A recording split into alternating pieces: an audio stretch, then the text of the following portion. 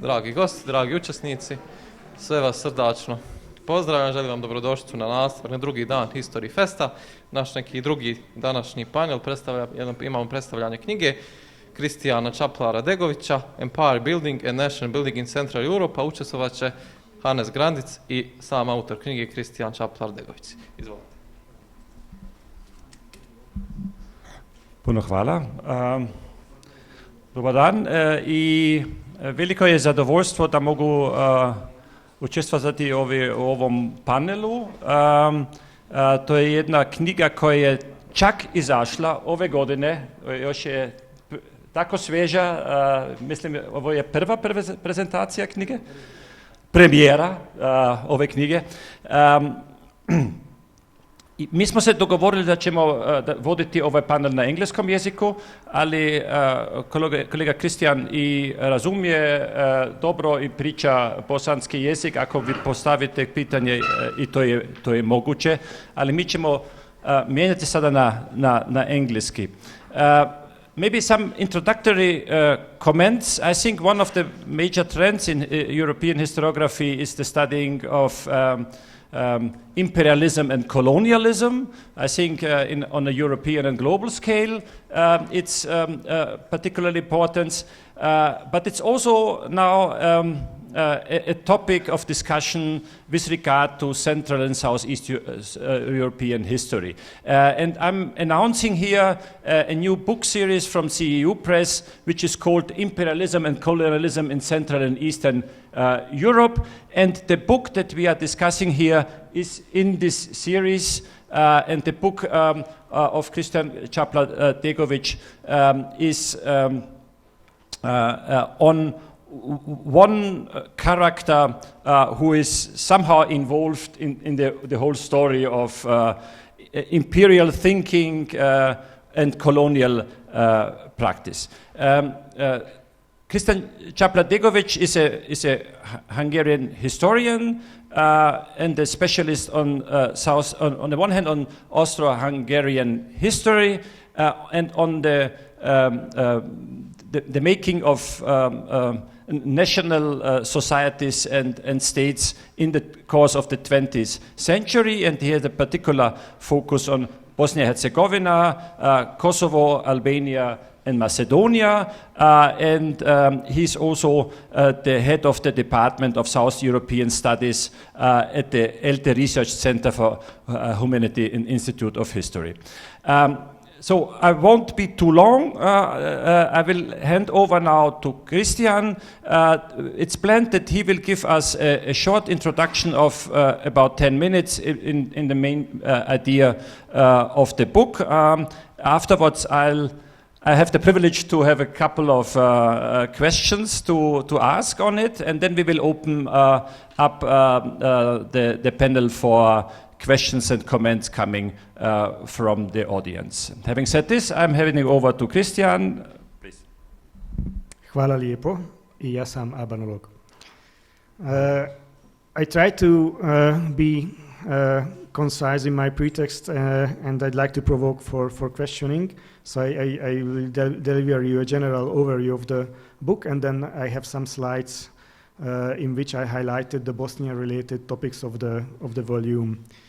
I'd like to begin with a quotation. We, Hungarian Muslims, are also members of the age-old, ancestral Turanian-Iranian common family of peoples. It is in Hungary's vital interest to embrace Islam in the coming great battle, because if all those who believe in God join together, then the realm of St. Stephen will not have been an ephemeral historical phenomenon, but rather once again extend from the Carpathians to the Adriatic. End of quotation. In 1931, so roughly 250 years after Habsburg armies had pushed the Ottoman Empire out of Central Europe, a marginal group of Turanists who were enthusiasts of the East and who coalesced into a socially influential movement in interwar Hungary hosted a peculiar celebration of King St. Stephen's Day in Budapest. This is a national holiday in Hungary. Not only did they establish modern Hungary's first Muslim congregation on that day, but they also declared King St. Stephen, the founder of the Christian nation-state in the 10th century and the symbol of universal Christianity, to have been a minor Muslim prophet sent to the Hungarian people. St. Stephen thus became a paygamber, or a messenger of Allah.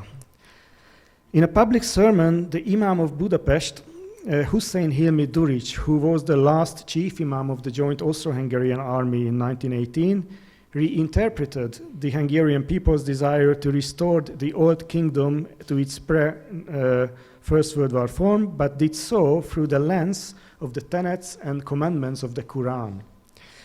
The imam delivered this ceremonial address to an enthusiastic congregation, approximately 400 people, in the downtown Budapest. When he finished speaking, the celebrating multitude marched with military precision in the tomb of the Bektesi dervish Gül Baba, a Muslim mystic buried in Buda, where a muezzin's call to prayer was heard for the first time since Christian forces had reoccupied the city in 1686. The grandeur of this ceremony was further enhanced by the presence among the invitees of several foreign diplomats who had been assigned to Budapest. Without question, the most prominent among them was Sir Emery Bothwell, a British lord, and one of the renowned adventurers of the era. Though he had spent many years in the American Wide West, where he had learned several native languages, and he was known primarily to an expert on North Africa and the modern Middle East, his fame, however, was not the result of his legendary inclination to self-sacrifice, nor of his having survived numerous encounters with savage peoples, nor of his having hunted for thieves and lions in the Sahara. His reputation was rooted in his close personal friendships with Winnetou and Old Shatterhand. That is, before his purported personal appearance in Budapest, Bothwell was known only to attentive readers of Karl May's novels. He was a fiction, a literary character who never existed in reality, and thus could not have been present at the founding of the first Hungarian Muslim congregations. So I came across descriptions of this event when I began to studying the life of the author of the first Hungarian-Albanian dictionary in 1913. He was Zoltán László, who wrote the quoted text and who was an active participant in Hungary's interwar Muslim community and a key figure in the history of the Gül Baba Islamic congregation. Reading these press articles, I was genuinely surprised by the size of the Muslim community that lived in Budapest, by the peculiar relationships between Islam, Hungarian Orientalism, and Hungarian nationalism, and by the intensity of the memory of the glorious pre-First World War Kingdom of Hungary and Austria-Hungary that lived on in the aforementioned Muslim community. Thus, in examining László's biography and the historical background of the aforementioned ceremony, I realized that I was looking at the peculiar form of nostalgia for and the interwar post-history of Hungary's pre-First World efforts at empire building and the now defunct Austro-Hungarian monarchy's Bosnia-Herzegovina policy. This led me to two questions. First, how did the empire-building schemes of the former Kingdom of Hungary function within the context of the imperial aspirations of the larger administrative unit, Austria-Hungary? And second, when these two sets of ambitions overlapped, why did a middle-class Hungarian named Zoltán László, who was an activist who would promote Hungary's empire-building and empire-building program and interwar nation-building program, always seems to come up? So this book thus uses the biography of this imperial and royal civil servant as a framework for narrating the history of Central Europe from the turn of the century to the post-Second World War era. László was an agent of an imperial and royal government in Vienna and at the same time of the royal government in Budapest, and was an enthusiastic proponent of both entities' empire-building schemes over the course of three successive historical eras. the age of classical imperialism, the interwar period, and the early decades of the Eastern Europe's communist regimes. In this microhistorical study, I demonstrate how László's former education, reading habits, and travels through Europe, Africa, and Asia Minor provided him with the expertise he would employ as a bureaucrat, lawyer, financial advisor, Orientalist scholar, creative writer, and trained propagandist in the service of the interests of Austro-Hungarian imperialism and after 1918. As a defender of the memory of the dual monarchy. So the book is a demonstration of the idiosyncrasy of László's career path. For instance, his family background was particularly distinguished, which made it possible for him to build a career on the fringes of the social elite groups despite his mediocre talents. Furthermore, his extensive knowledge of languages, the degrees he had earned, and his fascinating personality made it possible for him to live abroad for years. He spent 4 years in Bosnia-Herzegovina as the joint officials of Austria-Hungary, for example. And to travel more than an overwhelming majority of his fellow Central Europeans did in that era. László was an experienced traveler. By the time of the First World War, he had been to Paris, London, Berlin, Munich, Stockholm, St. Petersburg, Moscow, Istanbul, and Cairo. He had visited Algeria, Tunisia, Egypt, and Anatolia. And his knowledge of languages was extraordinary. He was fluent in Hungarian, German, English, French, Russian, and Serbo-Croatian. Serbo-Croatian was his term, but under using this term, he reflected to the Ikavica, so it's the Bosnian version of the language. He could also read Turkish and understand a little Arabic.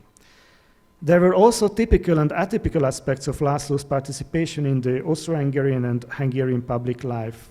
On the one hand, he aspired to have his voice heard and his publications read.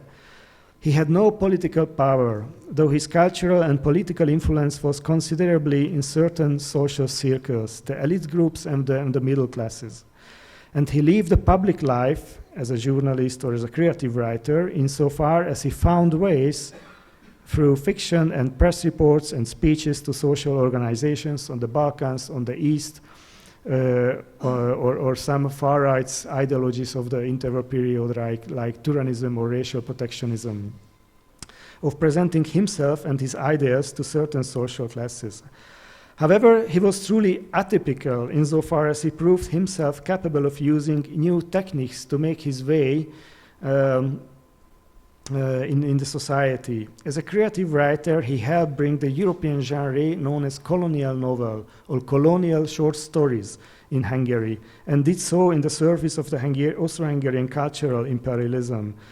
But his writerly style was a careful blend of tropes of the genre and certain characteristics of Karl May's fiction, with whom he met anyway in the last decades of the 19th century in Karlsburg, near to Vienna, in a Jesuit gymnasium he attended.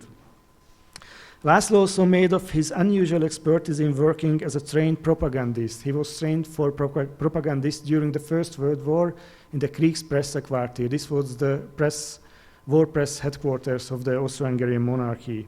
And later he sold this experience or knowledge he gathered here in the interwar period Hungary for far right movements. He spent almost 4 decades in the service of the state and its objectives under several different political regimes, a period long enough for his Hungarian homeland to have gone through several fundamental changes. So it is my hope that the argumentation in this volume will convincingly demonstrate that pre-1918 Hungary should not be categorized as simply as a nation state, but rather as a sub-empire of Austria-Hungary, an entity which by the turn of the 20th century had itself started down the path of an empire. And now I give the floors for you, and meanwhile maybe I can show some slides on him. Okay, thank you. I mean, we started a couple of minutes later, Edin, so we will take a couple of minutes more to somehow compensate on this. After I never was aware why there were so many Hungarian Orientalists, famous ones. There were so many, and I thought, why exactly coming with a Hungarian background? And after this book, I knew more. I mean, there were a couple of routes into it. On the one hand, in the 48, 49 revolutions, I think about 4,000 or 5,000 Hungarians, many of them intellectuals, also fled into the Ottoman Empire and tried to start a new life there. And many of these intellectuals there acquired language skills and also got fascinated by culture and thinking of Islam and tried to make sense and tried to connect it with their Hungarian background. This is, I think, interesting, and this is somehow connecting it also to Zoltán László, who had. And now the question, the first one. I could talk along now, but it's not my book. I mean, one could say that there is a imperial colonial attitude on Bosnia, which is a long discussion already. In your book, you make a lot of differentiation between the Austro-Hungarian imperialism and the Hungarian imperialism on Bosnia. What's the difference? Thank you. First, the Orientalism.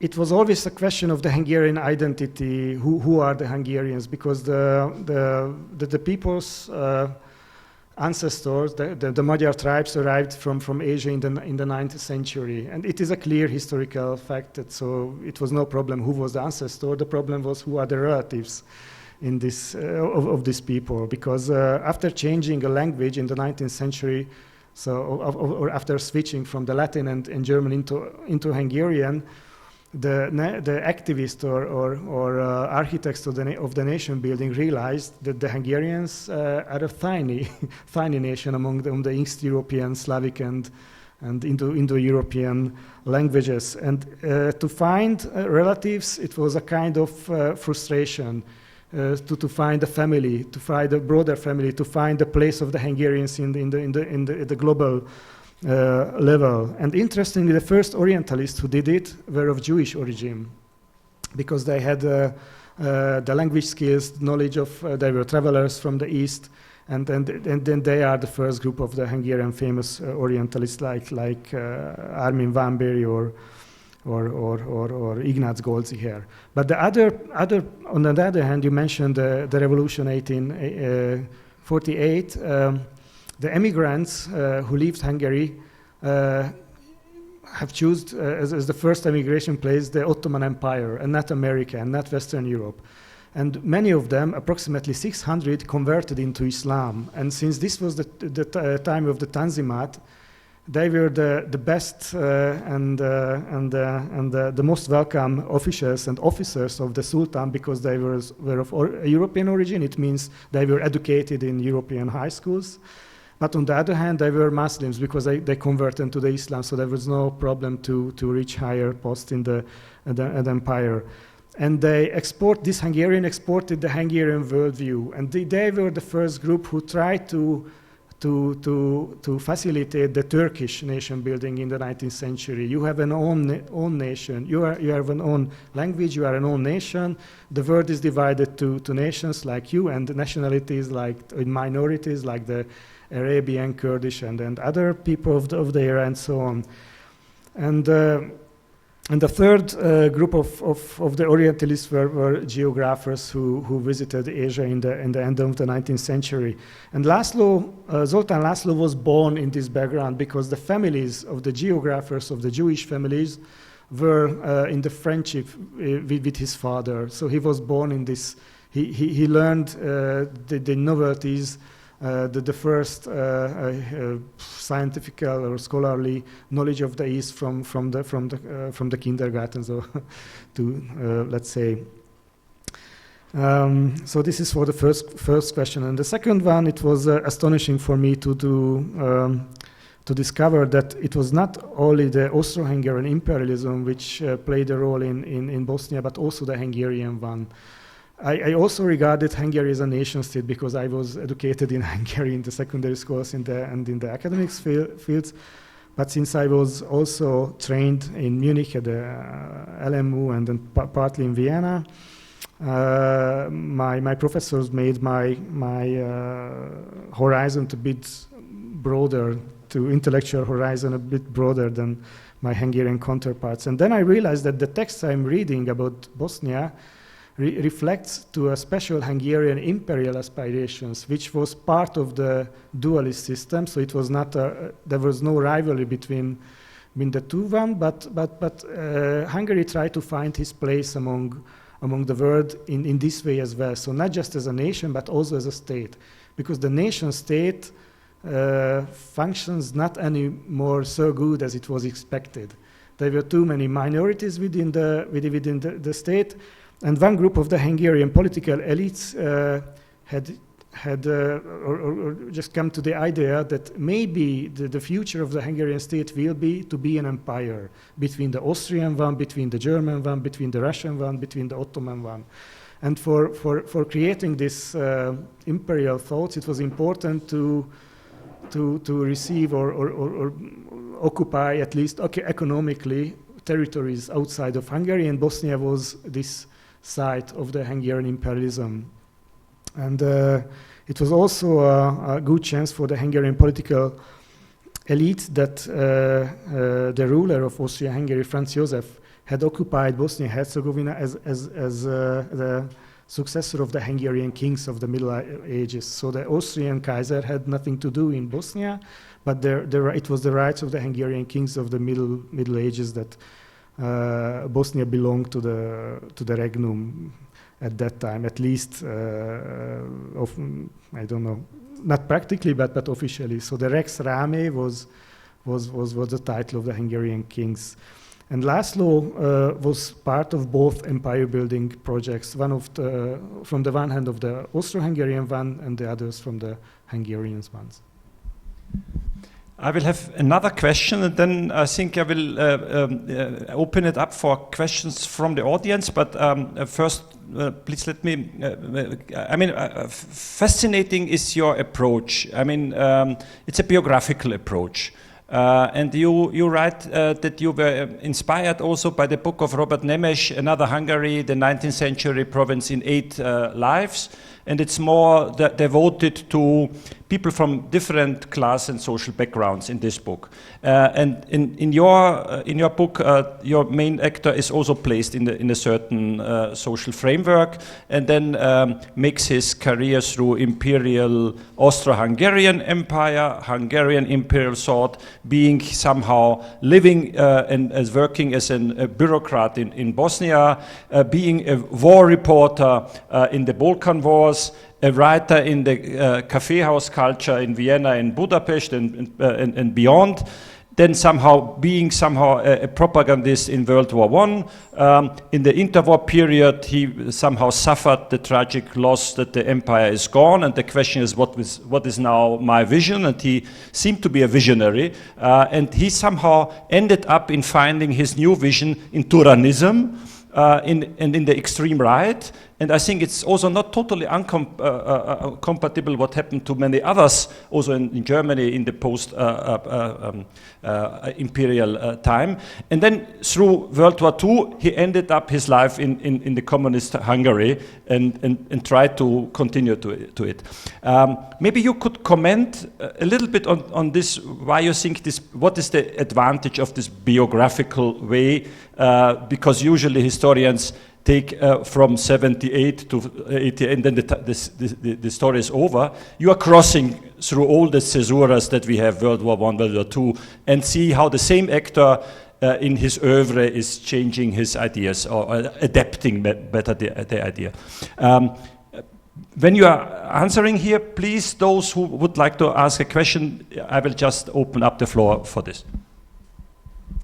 Thank you. As a historian, I always met such expressions or terms as imperialism, colonialism, Orientalism, nation building, state building, and since I'm also dealing with the Albanian ones, Serbian one, Macedonians one, Bosnia, Croatian, etc. So my focus is not in the center of my focus is not a Budapest view, world view, because I can change my perspective. As I first mentioned, I wanted to only write the background of how a Hungarian-Albanian dictionary was born at the turn of the century. Why was it necessary? And I realized that he published not just an Albanian one, but also a second one dealing with Bosnia. The dictionary was published in Hungarian language, so this title is a translation. But as an official, who learned somewhere the Croatian language in early in Hungary, met in Bosnia in the everyday practice that he didn't understand the vocabulary of the Muslim people. And I try to also reflect or interpreted the backgrounds of this Bosnian dictionary, and it led me to so many topics that it was not easy to. So it was not easy to explain what is my aim to say, what is my intention to reconstruct, and it was. Out of the blue, when I heard a lecture delivered by Peter Judson in Budapest about imperial agents who serve, or everyday people who serve the empire on daily basis individually, that I found this Zoltán László, and it was clear that if I try to reconstruct his imperial biography, it means that I divided his life into sections. Zoltán László as a journalist, Zoltán László as a creative writer, as an Orientalist scholar, and so on, that I will be able to explain these topics I mentioned. I mean, Orientalism, colonialism, imperialism in Central Europe, but I won't lost the train of thought, because his life will be a clear path which led me through these various topics. And Central Europe is not an easy territory to understand, and so I think if we are reading a personal biography, it's always easier to understand historical topics. We will now collect the questions and comments, and then you will have the final word on it. Emily Greble.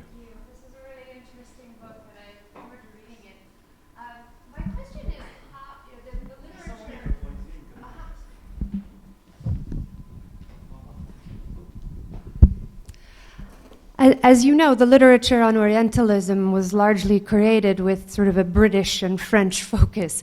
And I'm curious how you see your work on Hungarian Orientalists and sort of Central Europe redefining the paradigm more broadly of what Orientalism is and how we sort of use that paradigm as historians. George Loftus? Yeah, thank you for this. This is I need to go out and read this book. It's interesting. Laszlo, Mika, and I in the last semester taught a class about Habsburg biographies, so people who lived this life between the Habsburg Empire into the post-World War II period. And so it's sort of fascinating to see another example of this, and the sort of the same themes come up over and over again. My question is actually specifically about what Laszlo's position was on Zionism as it emerged in the Habsburg Empire. It's born in Hungary, and it has this kind of imperial visioning, particularly Herzl has an imperial visioning. I wonder if he had a kind of relationship to the Zionist project and kind of what it represented about this sort of self-orientalization that is happening within particularly the Jewish community. I was also thinking about Mohammed Assad is another figure who engages in this kind of self-orientalization as a Jew that brings him to Islam. And so that's also connected. So the Zionism is the kind of specific point, but then I also wondered if you could reflect on whether this Hungarian model or this model that's emerging in the Habsburg Empire, in Bukovina, in the kind of eastern regions as well, Galicia, reflects a model of empire which is about finding some kind of commonality with the colonial region rather than asserting this kind of civilizational mission. It's this kind of self-orientalization to justify empire rather than the French or the British, which is saying we have a superior culture to impose or teach, or however you want to phrase it. I've seen two more, Mr. Kepler, Krzysztof Kostony and Edin Radosic, and then we'll... Thank you very much. Super interesting. I myself come from Hungary, and I was aware very much of these 19th century travelers and so on. Now, could you maybe, but I was really not aware that it kind of went on until the 30s and so on. So could you maybe give us some context, like, were there others of a similar stature as Zoltán, or is he kind of the last of kind of a dying genre of these Orientalist adventurer explorers? Thank you. So about the creative writer. Sorry? No, just kind of whatever, travelogues or are there others who had kind of at that time who were in the 10s, 20s, 30s, had a kind of a similar stature, similar orientation, maybe, different positions on colonialism. I mean, the 19th century travelers we are aware of, but how did the scene look like later in Zoltán's time? Thanks. Can you take one more question? Yeah.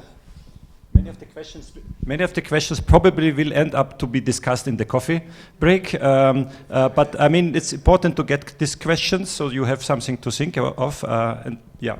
Christian, thank you very much. What's the meaning of this person today? You have the Eastern opening, and Turanism is big in Hungary, but this guy seems to have an ambiguous kind of profile, where Islam plays a huge role.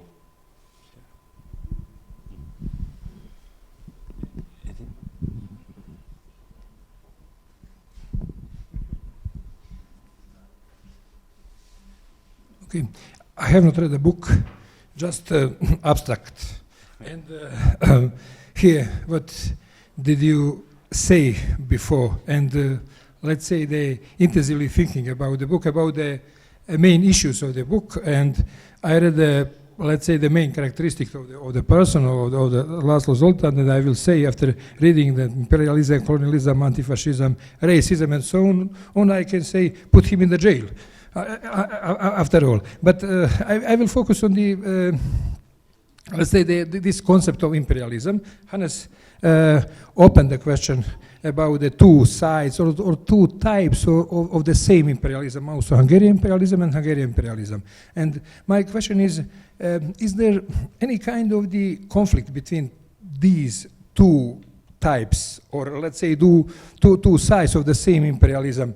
Austro-Hungarian and Hungarian in the, let's say, the Bosnian issue, Bosnian question, looking through the personal activity of the important persons, important politicians. You mentioned, let's say, the activity of Zoltán László, but we can, let's say, make wider to this issue to the more important political figures of Hungarian political figures in Bosnian politics, for example, Benjamin Kalai or István Burian. And can we recognize, let's say, what kind of activity of István Burian or Benjamin Kalai are more, let's say, part of Hungarian imperialism or part of Austro-Hungarian imperialism? Or is there any kind of conflict between two parts of imperialism? We can say, for example, the reaction of the Austro-Hungarian politics to the, let's say, some attempts of the Croatian politicians, let's say, to install of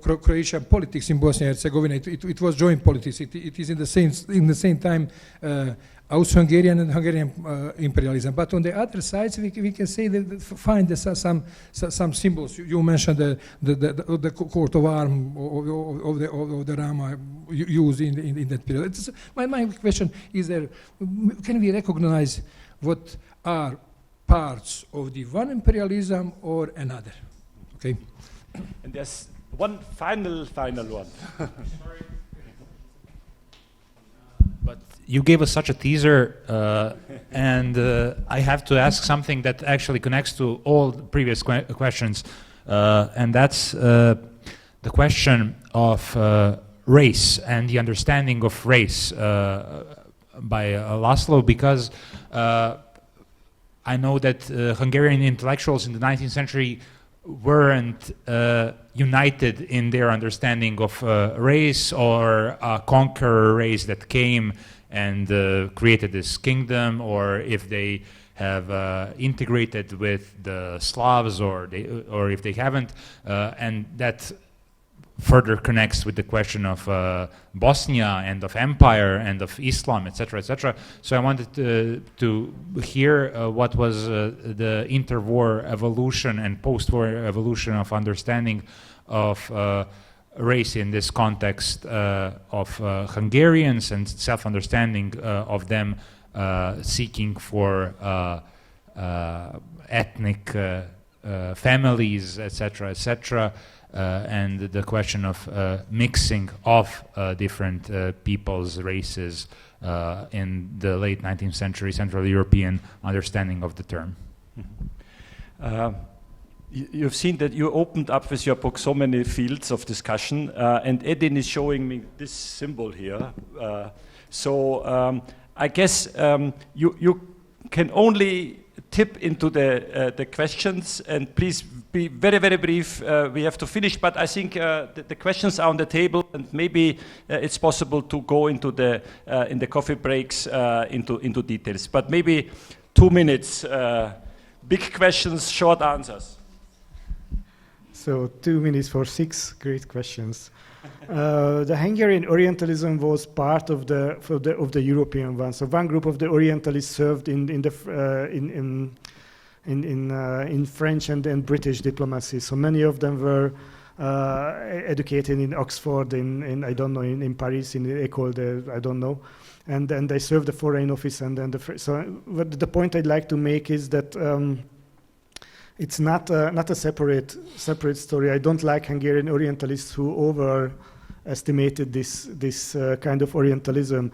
The point I wanted to make is that in the mental method of the Hungarian Orientalist, there is one significant difference with the European context, is that the ancestors of the Hungarians are really coming from Asia.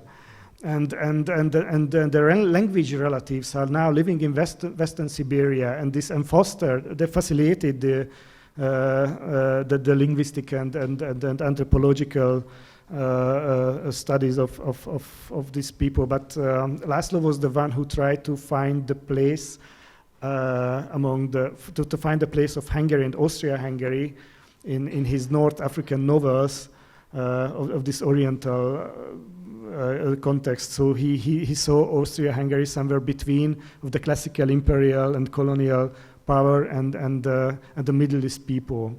So he has also a hierarchy, but Austria-Hungary was in the middle, who was more, and then he regarded this empire more open to understand the peoples living in the East. So the Muslim cultures were not the foreigner in the same way as for the French or the British case. For László, was Bosnia the gate for the East? I'm sure that his biography is not enough to make generalizations. So the Hungarian historiography has made a turn blind eye to discover these things. This is the very first monography in this sense, and there is no reaction until now. So it's a kind of island in Hungary, because this monography tries to regard the Hungarian history as from transnational aspects and from the global history, and this is the first step only. So hopefully it will foster academic debates on self-orientalization as well, because self-orientalization is not realized by the Hungarian historiography. Travelogues. They were travelogues in Hungary at the turn of the century, but the creative writers were first of all unknown people, and the quality of their writing simply do not reach the quality of the expectation of the Hungarian literature scholars. It means they are not taught in secondary school and in the universities. So I was the very first who discovered this genre in Hungary at all. But these novels were partly, maybe Morioka is the second one who wrote similar novels, which was set in Bosnia. And the other question, I think, maybe in the cafe, I can. Okay, there is here flyers who are interested about the series, and there are also flyers with a discount possibility if you take the flyers. Having said that, we are really finishing, and thank you, Edin, for giving us this couple of minutes more.